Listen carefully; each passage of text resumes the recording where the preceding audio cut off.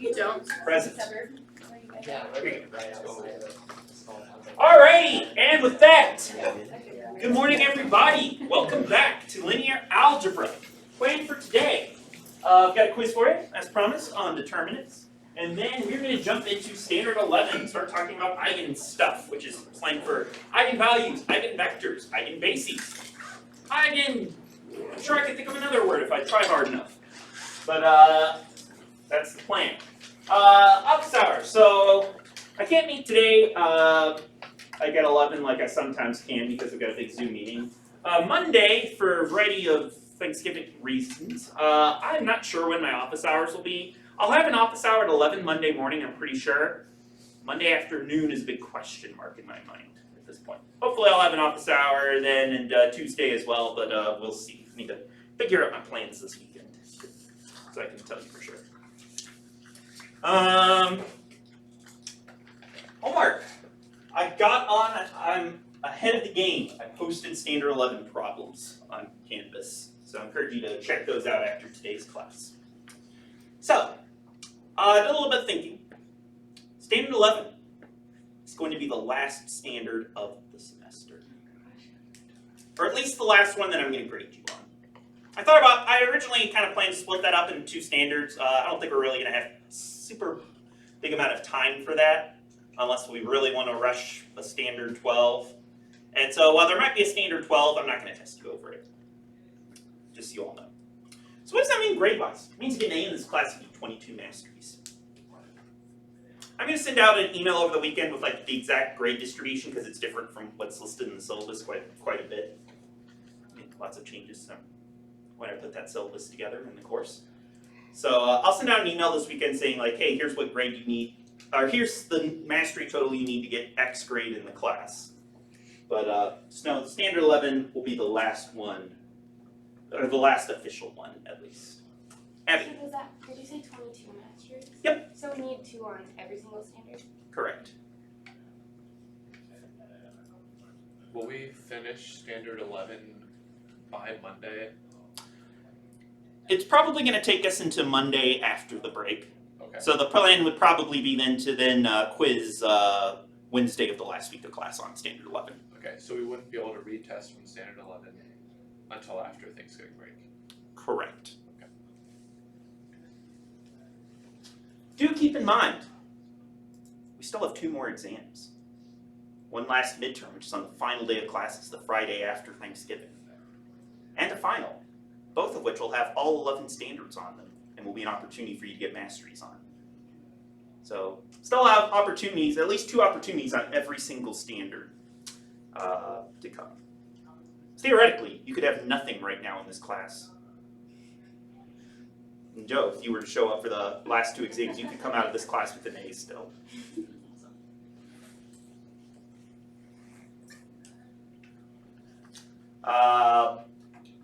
Theoretically, practically speaking, I do not recommend going for that.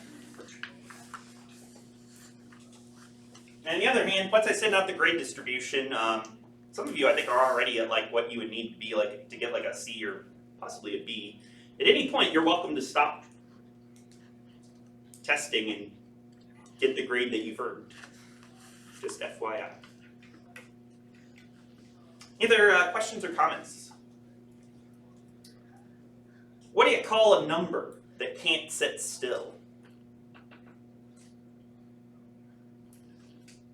You call it a Roman numeral. Alrighty, and with that, it is quiz time. So go ahead and put everything away.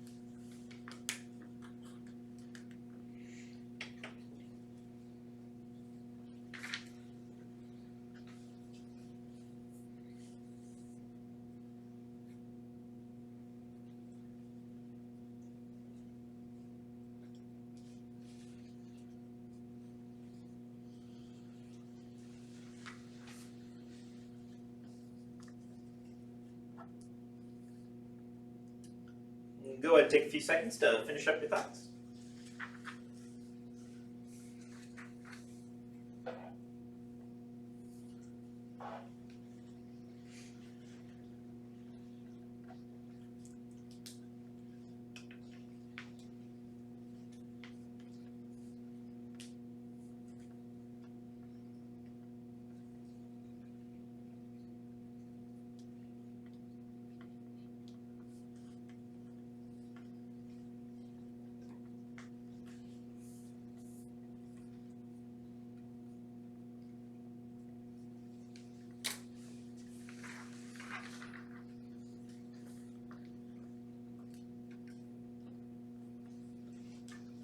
And pass your quizzes in, please.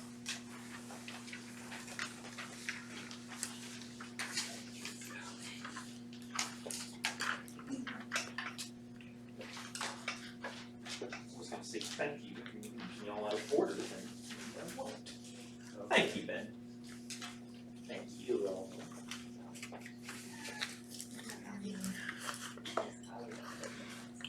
Just did it again with Ben. Those are I need all quizzes in, please.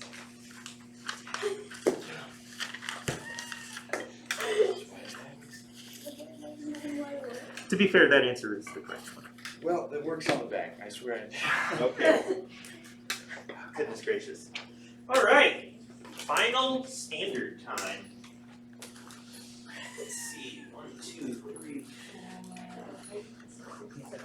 1, 2, 3.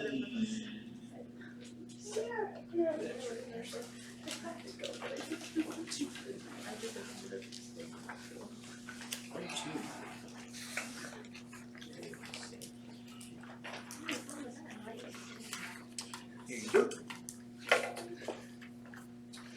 All right. So, final standard, we're going to talk about a topic from linear algebra that shows up all over the place in math. Like, literally, like I would say, half of upper level math courses, at least half, are going to cover eigenvalues, eigenvectors at some point because it has a ridiculous number of useful applications.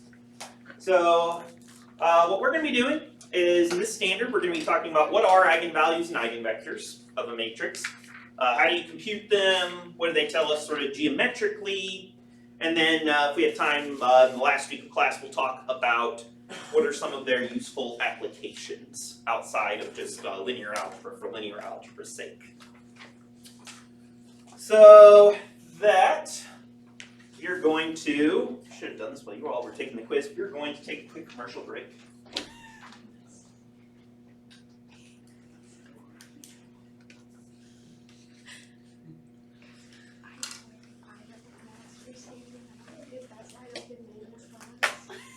It's over. And now, back to your regularly scheduled program.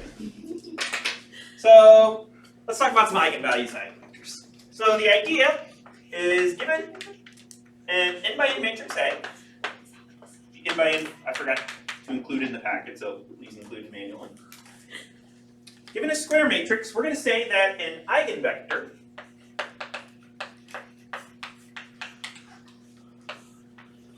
of A is a non-zero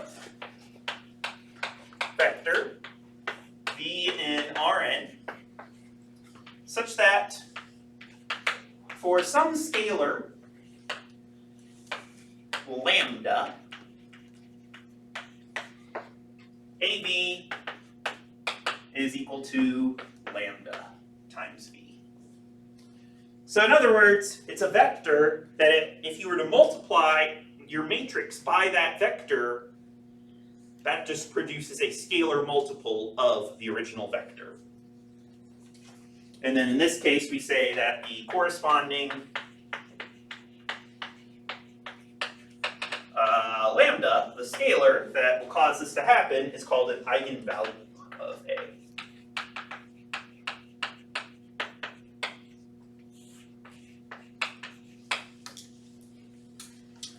So what does this mean? So ultimately, what this is telling us, the main idea behind looking for eigenvalues or eigenvectors of your matrix is that eigenvectors are just vectors that are scaled upwards or downwards. Meaning, if you were to kind of graph out what's happening when you apply the linear transformation of multiplication by A, an eigenvector is just a vector that gets stretched. It gets stretched some amount, inwards or outwards. It might also become negative. If the scalar is negative, it might also get reflected across the origin, in which case it's going to get stretched, but in a negative direction. But key idea for this is that multiplication by A is equivalent to scaling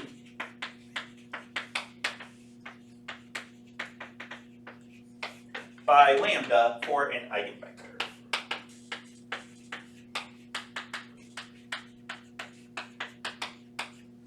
So what I want to focus on today is sort of the how do you compute these things? Like given a matrix A, how do you actually find what are the eigenvalues, what are the eigenvectors of that matrix?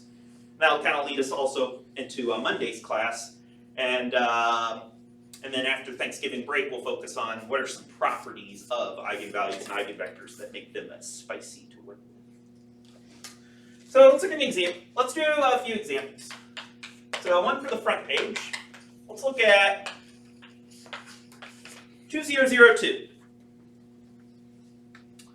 So what I would like to do is I'm going to find the eigenvectors and corresponding eigenvalues of this matrix. Meaning, I want to ask the question, for which V in R2 does A times V equal to some scalar times V?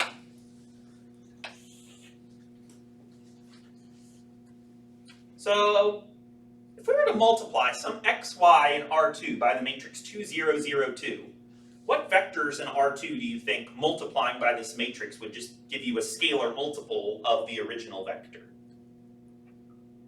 Man? All of them. All of them? Every vector in R2? Yes. Why is that? Because that geometrically corresponds to scaling by a factor of 2. Yeah.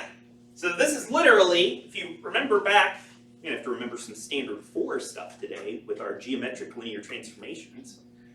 This is literally 2 times the identity matrix. So we can literally say for any vector V in R2, AV is going to be equal to 2 times the identity matrix times V, which is literally just going to give us 2 times V. This is a matrix that literally scales everything upwards by a factor of 2. It takes any vector in R2, it stretches it out to be twice as long. So the moral of the story is that every non-zero, at least, V in R2 is an eigenvector of A with a corresponding eigenvalue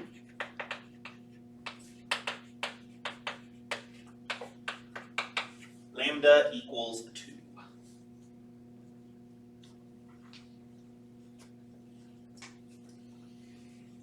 Dr. Gerstel, why are we excluding 0 from being an eigenvector?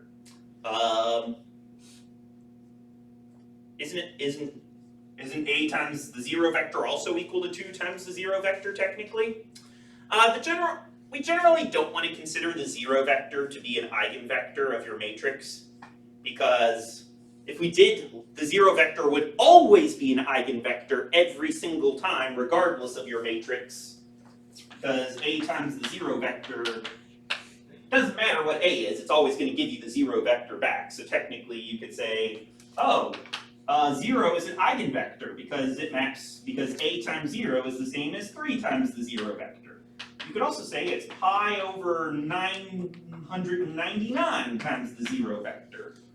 And the 0 vector would be weird in that it would be kind of correspond to every single eigenvalue all at once, which we don't generally want to consider.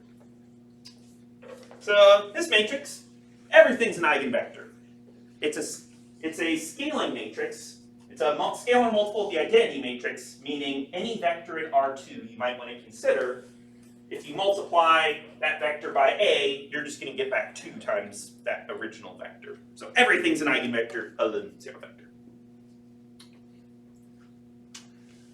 So that's maybe not a super satisfying example. Everything's an eigenvector. So let's take a look at, because usually that's not going to be the case. Let's look at an example where not all matrices or not all vectors come out to eigenvectors. Going to be on page 2 now. Let's look at the matrix -1, 0, 0, 1.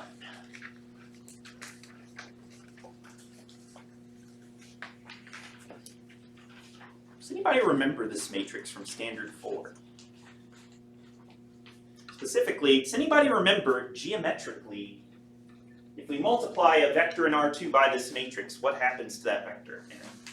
You would reflect it across the y-axis. Yeah, this is a reflection matrix that reflects, that takes any vector. If we were to multiply this matrix by any vector xy, we're going to get back negative xy. So this is going to be a matrix that reflects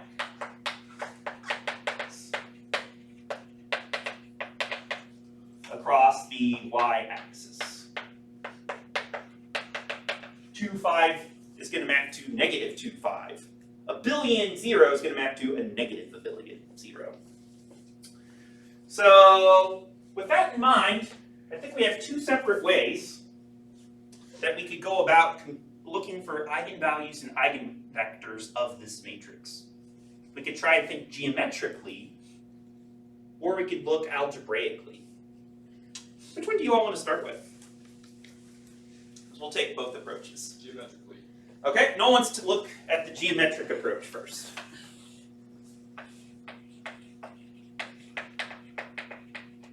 So let's start by thinking geometrically. What would a vector look like in R2 that if we reflected it across the y-axis would just give you a scalar multiple of the original vector? So this vector, for instance, would not be an eigenvector, because if we reflect it across the y-axis, the result would not be just a plain old scalar multiple of the original vector. There's no scalar you can multiply, say, 3, 1 by, that'll get you to negative 3, 1. So 3, 1, for instance, would not be an eigenvector of this matrix. Oh. So maybe any vector that's on an axis. Okay. So you propose any vector that's on an axis, so any vector with either an x or a y coordinate of 0. Okay. Interesting. So what would happen if we took, let's say 3, 0 to start with? Ashley, where would 3, 0 get mapped to under our reflection mapping? Excuse me, -3, 0. Yeah, it would get reflected around to negative 3, 0. is negative 3, 0 a scalar multiple of 3, 0? What's the scalar? -1. Yeah, so this is equal to negative 1 times 3, 0. So we could say 3, 0, for instance, is an eigenvector. You're never going to see me write out eigenvector on the board out of laziness. I'm always going to write E vector or E value. That's eigen, just so you know.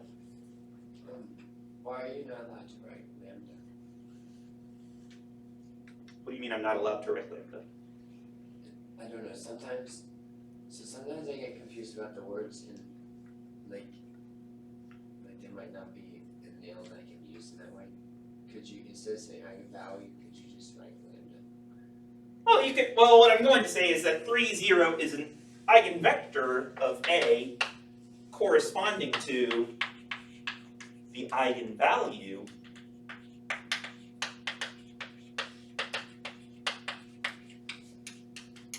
lambda equals negative 1. That's how I would phrase it.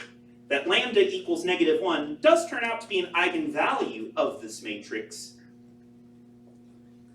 3, 0 would be an example of an eigenvector corresponding to this eigenvalue, because if you multiply 3, 0 by the matrix A, you get back that eigenvalue negative 1 times your original vector 3, 0. And I think by similar logic, you could say any vector of the form x comma 0 will be an eigenvector corresponding to the eigenvalue lambda equals negative 1. Because if you start with any vector along your x-axis, a vector with a y-coordinate of 0, you multiply by a, you're going to get the negative of that vector.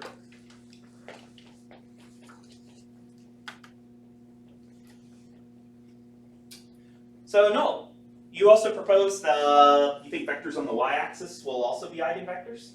Yes. All right, Noel. If I gave you the vector, I don't know, negative 0 comma negative 2, what am I going to get what are we going to get when we reflect that vector across the y-axis? 0, -2. The exact same thing? I would say so. Yeah, this vector is going to. How do I draw this? It's going to reflect around the y-axis and end up right back where it started. So what does that tell us?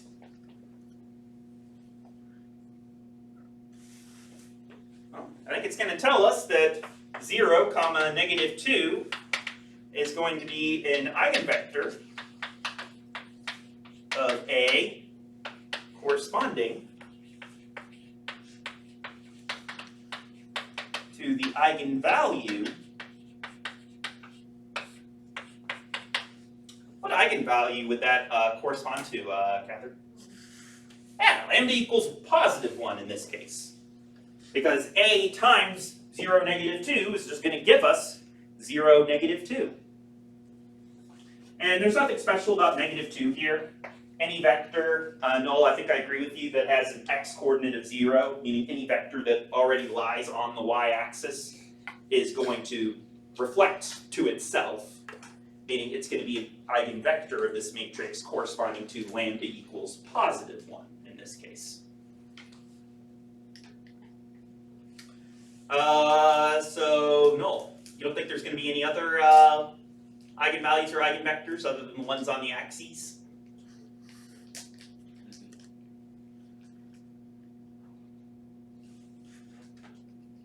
I agree.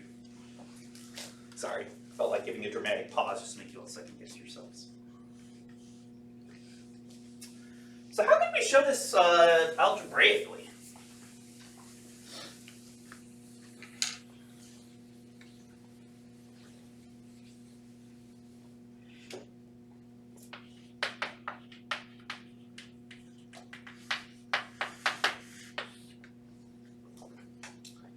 So algebraically, if we have an eigenvector, we would say if xy is an eigenvector of A, what I would say is that if we were to multiply A negative 1, 0, 0, 1 by xy, which if we do that gives us negative xy. If this is in fact an eigenvector of A, that would mean there's some scalar, lambda, that we can multiply xy by in order to get the same result. So in other words, we would have to get that negative xy is equal to lambda x, lambda y, for some scalar lambda.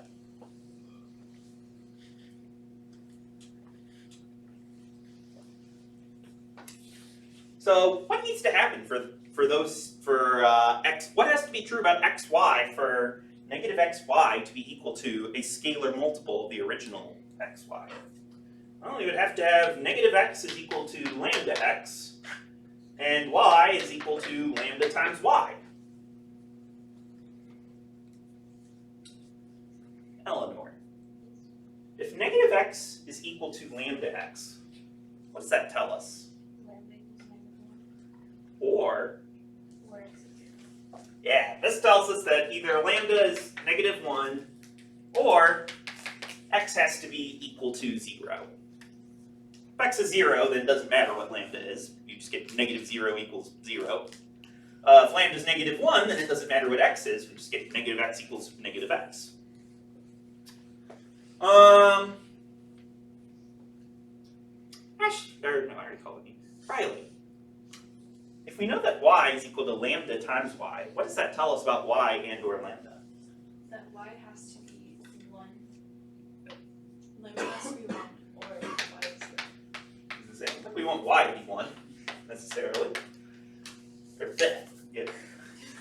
Dang it. You got me doing it too. Yeah, so we know that lambda has to be 1 or y has to be equal to 0 in order for that to work out. So if we need both of these conditions to hold, what has to be true?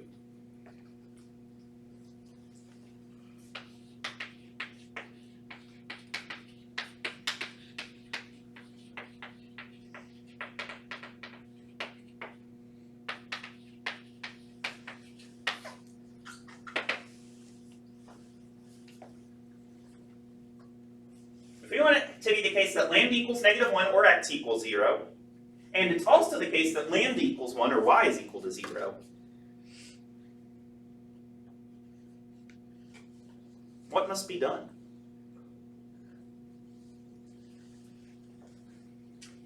Well, first of all, can both x and y be equal to 0?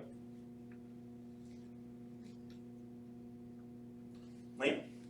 No, because that would go against the eigenvectors. That would go against the eigenvectors. What does that mean? Right? Yes. You mean that would not be allowed by the definition of eigenvectors? Yeah. So we can't have x and y are both 0 because the 0 vector is not allowed to be an eigenvector. So we can't have x and y are both 0, which means we need lambda is equal to 1 or lambda is equal to negative 1.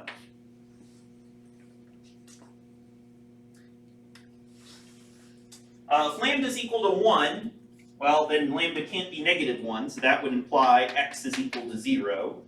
And so we have vectors of the form 0, 0, comma y. If lambda is equal to negative 1, well, lambda can't be 1, so this would imply that y has to be 0. So we would get eigenvectors of the form x, comma 0. Corresponding to the same information that we found over here.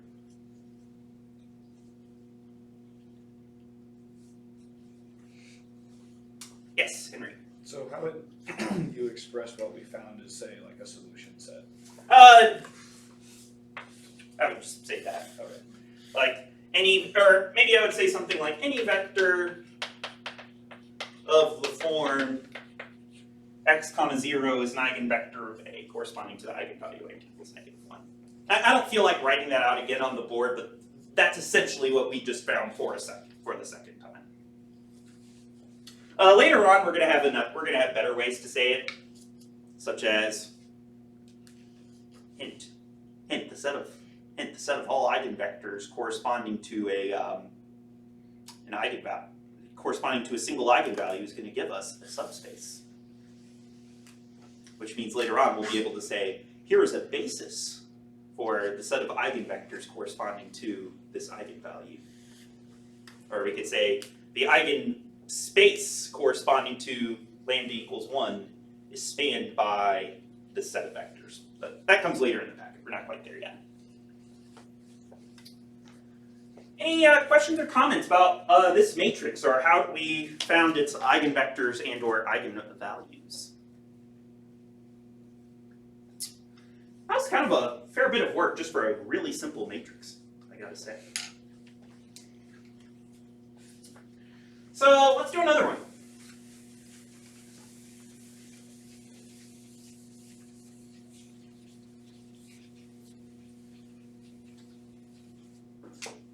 Let's do the matrix B equals 0, -1, 1, 0. Oh my gosh, the snow.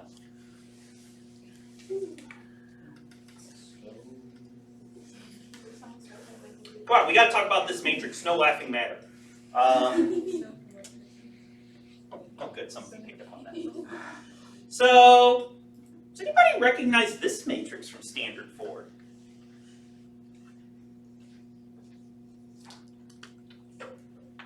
What about if I write it like this?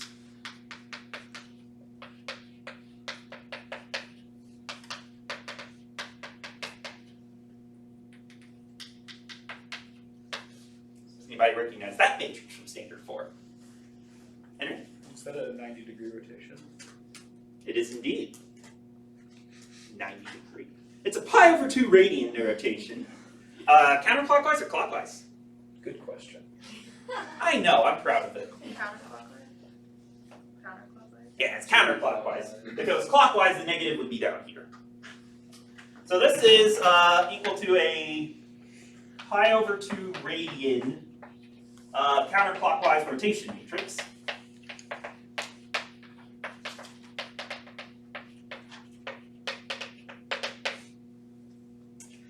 And what I would like to do is say, what eigenvectors and or eigenvalues can we find for this matrix? So, for instance, if I went back to our good old friend 3, 1 is not going to be an eigenvector, because if we rotated that 90 degrees, that would map to, -1, comma 3, which is not a scalar multiple of 3, 1. Are there any eigenvectors or eigenvalues for this matrix? Meaning, are there any vectors where if we were to rotate by pi over 2 radians, we would get back a scalar multiple of that vector?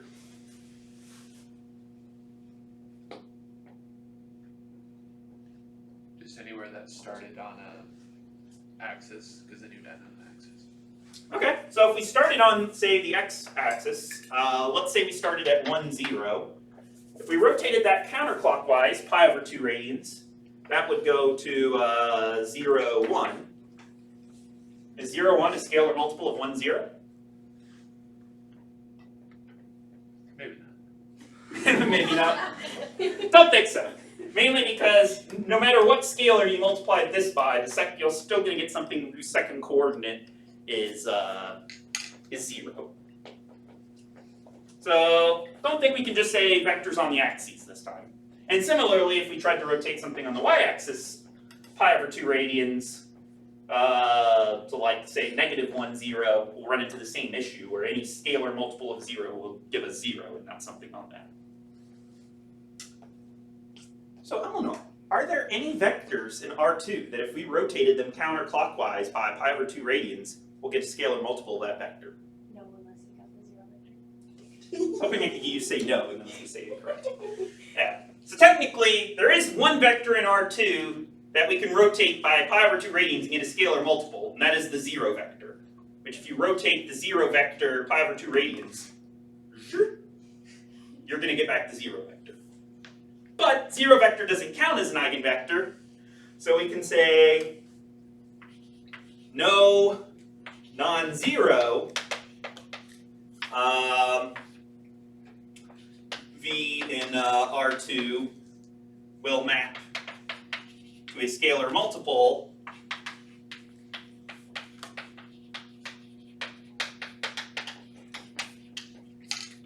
of V. So what does that tell us about B? Well, it's going to tell us that B has no eigenvalues or eigenvectors.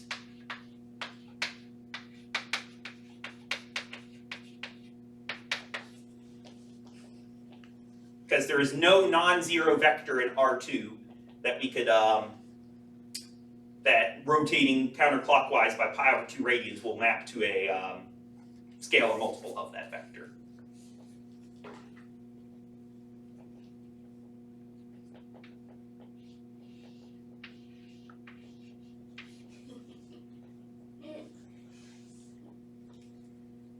Now real vectors are eigenvalues at least.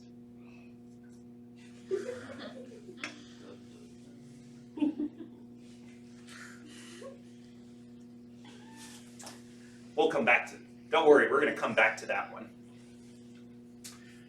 I don't want to bother going through the algebraic explanation for this one. Basically, if you try and set like b times v equal to lambda times v and solve for v, you kind of get a mess in a system of equations where like x needs to be a scalar multiple of y and y needs to be the same scalar multiple of x. The negative of that scalar multiple of x, and basically that just can't happen unless x and y are both 0. So it turns out not all matrices have to have real eigenvalues or eigenvectors associated with them.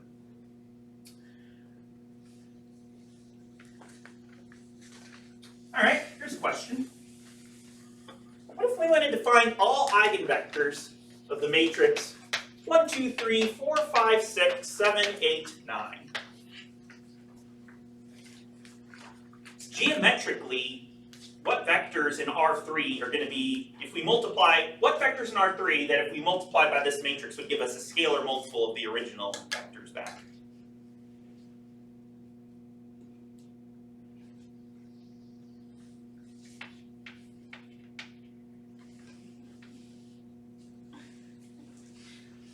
So here, kind of come up with a geometric interpretation of how do we find eigenvalues and eigenvectors is going to lead us into some trouble. It's kind of hard to do. So fortunately for us, and if we tried to do this algebraically, this times v equals lambda times v is going to be a whole mess of equations that not going to be fun to solve. Not impossible to solve, but not fun to solve. Turns out, we have a cheeky way of finding eigenvectors and eigenvalues that doesn't necessarily rely on just doing some geometry. And this is going to be a theorem for the packet. It says, given n by n matrix A and scalar value lambda, we're going to say lambda is an eigenvalue of A if and only if the determinant of A minus lambda times the identity matrix comes out to 0. So our procedure for actually going about finding eigenvalues is actually going to be using standard 10 stuff. It's going to be looking at the equation A minus lambda times the identity matrix is 0. And I think we have just enough time to prove this. The proof's not actually very hard. Well, the proof's long and complicated unless you use some of the results we've built up to this point. So let's prove this. Well, I would say lambda is an eigenvalue of A is equivalent to, by the definition, that just means that for some v not equal to the 0 vector, AV is equal to lambda v, right?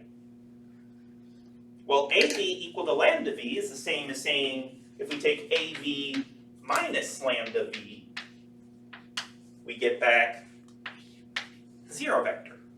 NESPOP? It's fun to say NESPOP. A little French for the day. Well, lambda times v should be equal to lambda times the identity matrix times v, right? By definition of the identity matrix. And we have a sneaky property of the distributive property for matrices that says AV minus lambda times the identity matrix times v is the same as A minus lambda times the identity matrix times v.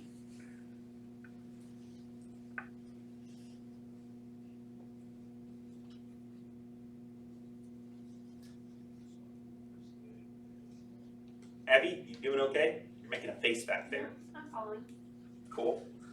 So what does that tell us? For some non-zero vector v, A minus lambda times the identity matrix times that vector v maps to the 0 vector. So we have some non-zero vector v that gets mapped to the 0 vector when we plug it into this weird matrix, A minus lambda times the identity matrix. So what does that tell us about the kernel of A minus lambda times identity matrix?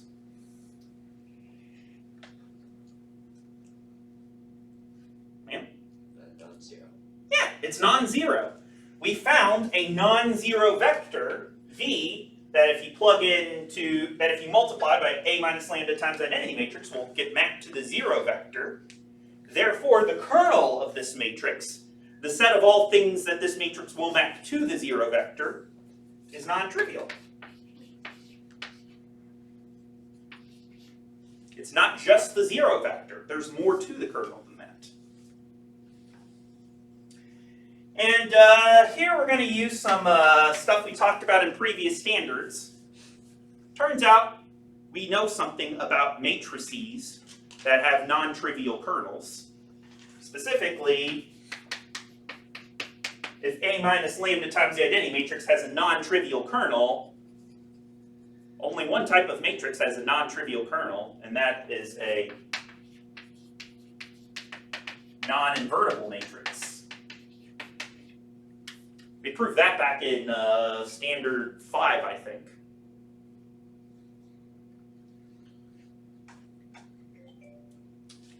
And what do we know about matrices that are non-invertible? Square matrices that are non-invertible. What's their determinant?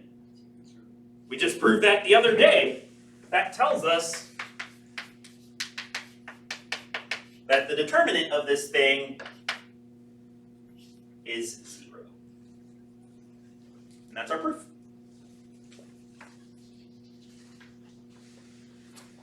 Lambda is an eigenvalue of the matrix A if and only if the determinant of A minus lambda times the identity matrix is 0. And the reason why I like this theorem is because this is going to give us a nice, easier way to find eigenvalues of a matrix by just finding what values of lambda will make A minus lambda times the identity matrix come out to having a determinant of 0. So that's where we'll leave off for today. On Monday, we'll use this, kind of the results of this theorem to help us find some eigenvalues and eigenvectors more easily, play around with some examples. And yeah, and that'll lead us into Thanksgiving break. You all have a good one. See y'all on Monday. Peace out. Thank you. Thank you.